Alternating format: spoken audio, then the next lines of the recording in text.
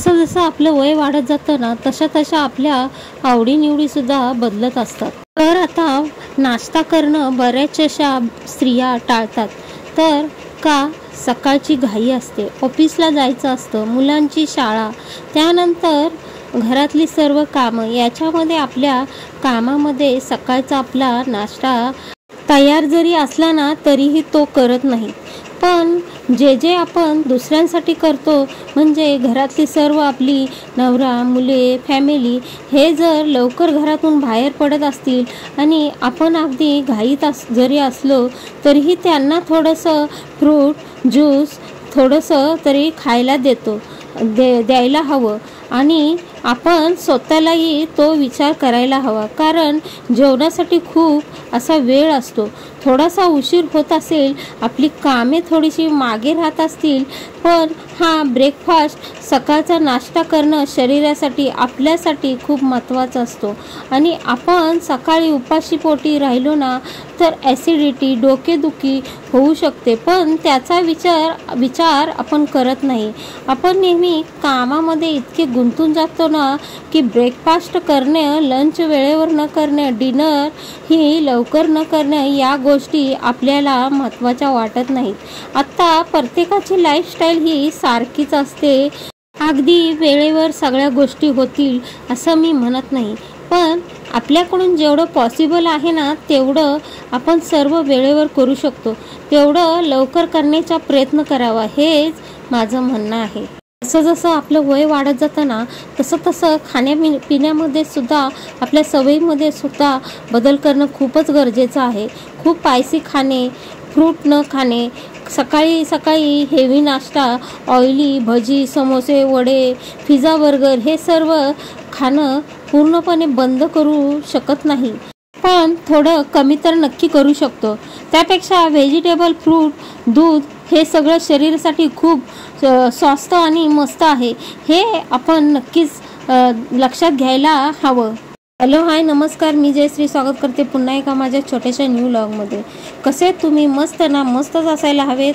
आजचा दिवस तुम्हाला अगदी आनंदात ऐश्वर्यात आणि खूप छान असा जावो ही स्वामीचरणी प्रार्थना. मैत्रिणींनो, जसं जसं आपलं वय वाढत जातं ना तशा तशा आपल्या आवडीनिवडीसुद्धा बदलत असतात. आपण आधी कसं होतो आणि आता कसं आहे ते जर आपण मागे वळून बघितलं तर काय बदल झाले आहेत, काय काय बदल झालेत हे सुद्धा आपल्याला माहिती नसते. त्यातले काही बदल हे आपल्या वयानुसार नॅचरल होतात आणि काही बदल आपल्या वयानुसार आपण स्वतःमध्ये आपण करून घेतो. जे बदल नॅचरल होतात ते बदल आपण थांबवू शकत नाही किंवा बदलूही शकत नाही, पण आपल्याला जे बदल 35 किंवा 40 नंतर करायचे असतात ते आपण आपल्या डेली रुटीनमध्ये आपल्या आयुष्यात नक्कीच करू शकतो. आणि आपलं जे पुढचं जीवन आहे ना ते सोपं करण्यासाठी त्या गोष्टी खूपच मदत करतात. तर माझ्या बघत असलेल्या मैत्रिणींनो, मी तिशी विषयाबद्दल बोलायला गेले तर बोलायलाच नको, कारण आजकाल जीवन चालू करायला 30 वय आलेले असते, 30मध्येच लग्न होत असतात. म्हणून मी इथे 30 ते 40 नंतरची गोष्ट, त्यानंतरची या वयामध्ये आपल्या स्वतःच्या जीवनामध्ये काही बदल डेली रुटीनमध्ये आणि आपल्या आयुष्यामध्ये थोडं फार बदल करणं खूप गरजेचं असते. आणि ते बदल कोणते आहेत ते मी आज तुमच्याशी आज या व्हिडिओमध्ये शेअर करणार आहे. तसे तर आपल्यामध्ये खूपच बदल घडवून आणायला हवेत, पण थोडेसे पॉझिटिव्ह राहण्यासाठी, आनंदी उत्साही राहण्यासाठी थोडेसे चेंजेस 30 ते 40 नंतर करायला हवेत. तर चला बघूयात ते बदल कोणते आहेत ते. स्वतःची काळजी घेणं या वयात आपल्याला खूपच गरजेचं असतं, पण आपण आपली मुलं, आपली फॅमिली, आपलं किचन, आपलं घर यामध्येच इतकं गुंतून जातो की याशिवाय आपलं दुसरं कोणतंही विश्वच नसते. आणि तेही बरोबर आहे, आपली मुलं, आपली फॅमिली खूप इम्पॉर्टंट आहेत. आपण स्वतःसाठी कधी वेळ काढायचा? लग्न झाल्यानंतर सुरुवातीला 5 ते 10 वर्ष आपली सुरुवातीची खूप बिझी असतो, तर 35-40 नंतर मुलं थोडी मोठी झालेली असतात. आपलं सगळं मॅनेज करणं सोपं झालेलं असतं, सगळं आपल्या मनाप्रमाणे होतं, एवढा स्ट्रेस नसतो आणि आपल्याला भरपूर असा वेळसुद्धा मिळतो. म्हणून हे सर्व इमोशनल हे आपण बदलू शकत नाही. पण आपण स्वतःसाठी नक्कीच वेळ काढू शकतो. कुठे जायचं आहे, कसं राहायचं आहे, काय करायचं आहे, एन्जॉय करायचं आहे की काय, म्हणजेच काय गोष्टीमध्ये लक्ष द्यायचं आहे. स्वतःसाठी थोडासा विचार करणं, इमोशनल चेंजेस म्हणजे स्वतःसाठी आत्ता सुरुवातीला आपण स्वभाव थोडासा आत्ताचा स्वभाव आपला थोडासा वेगळा असतो, पण जसं जसं आपलं वय वाढत जातं आपल्या स्वभावामध्ये सुद्धा आपल्याला बदल आपोआप होतात. आपण काही आपल्याला करून वेळ द्यावाच लागतो. म्हणजे सुरुवातीला चिडाचिड होत असते, राग लवकर येत असतो, तर आता आपल्याला ती चिडचिड आणि राग कमी करायला हवा. छोट्या छोट्या गोष्टीकडे लक्ष न देता इग्नोर करायला शिका. थोडेफार वाद विवाद प्रत्येक घरामध्ये होत असतात, पण ते जेवढे लवकर आपल्याला मिटवता येतील तेवढे लवकर मिटवले पाहिजेत.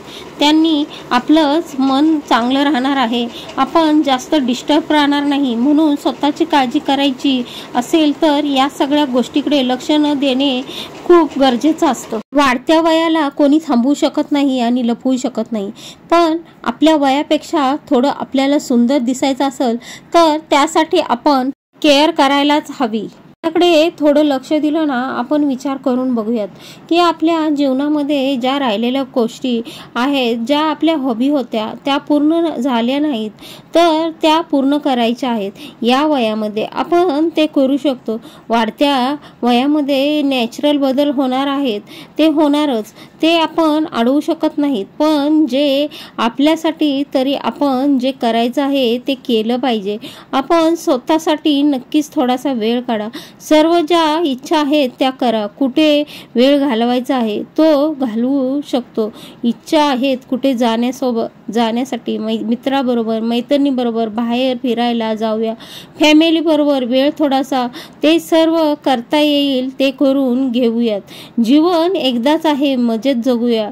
रेग्युलर हेल्थ चेकअप केलं पाहिजे. आपलं जसं वय वाढतं जातं ना, तसं तसं आपल्या बॉडीमध्ये नॅचरल चेंजेस होत जातात. काही शारीरिक असतात, काही गोष्टी वेगळ्या कारणामध्ये सुद्धा होऊ शकतात, तर त्याची काळजी आपल्याला वेळेवर घेतली पाहिजे. या वयात मोस्टली BP, शुगर, थायरॉइड हे सर्व प्रॉब्लेम होतात. त्यानंतर आपले हाडं सुद्धा कमजोर व्हायला लागतात. काही गोष्टींचे चेकअप रेग्युलर व्हायला हवं. जसं की चष्मा लागणे किंवा जवळचं दूरचं कमी दिसणं हे अगदी नॅचरल आहे. ते करणं खूपच गरजेचं असतं आणि ते या वयामध्ये होतंच.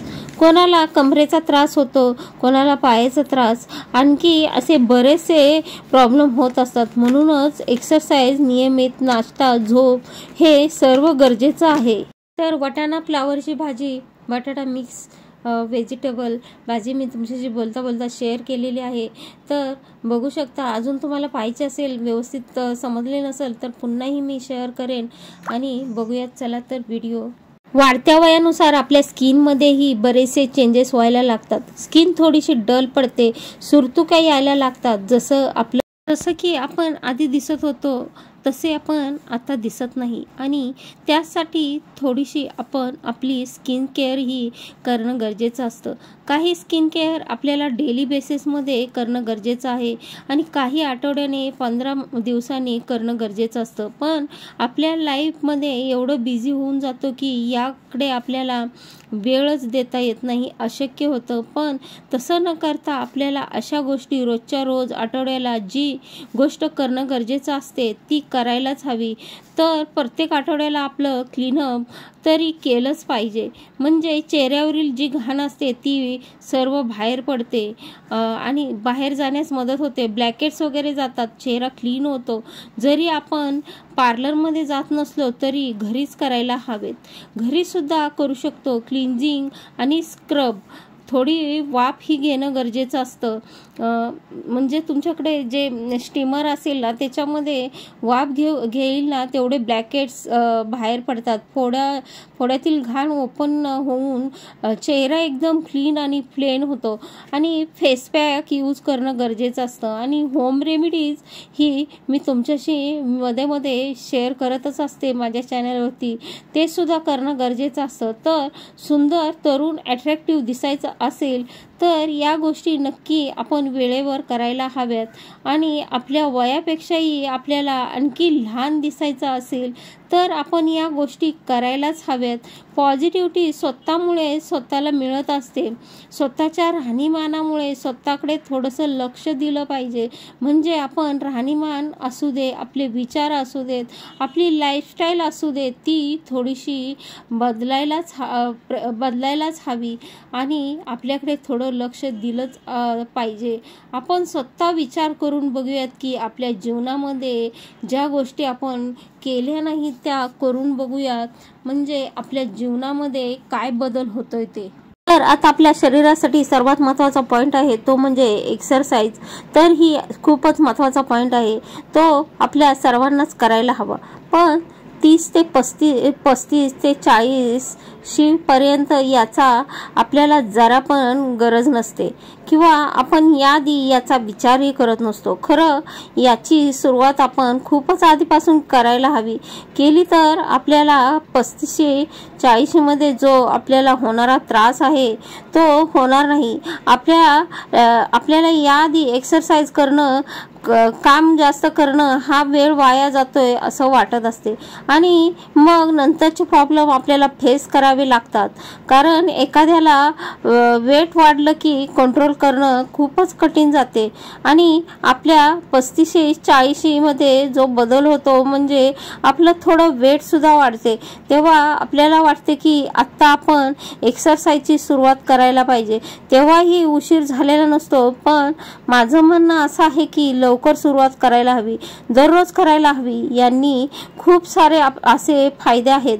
त्यांनी आपण आपली बॉडी मेंटेन करतो, सुंदर दिसतो आणि आपली हाडंही मजबूत राहतात.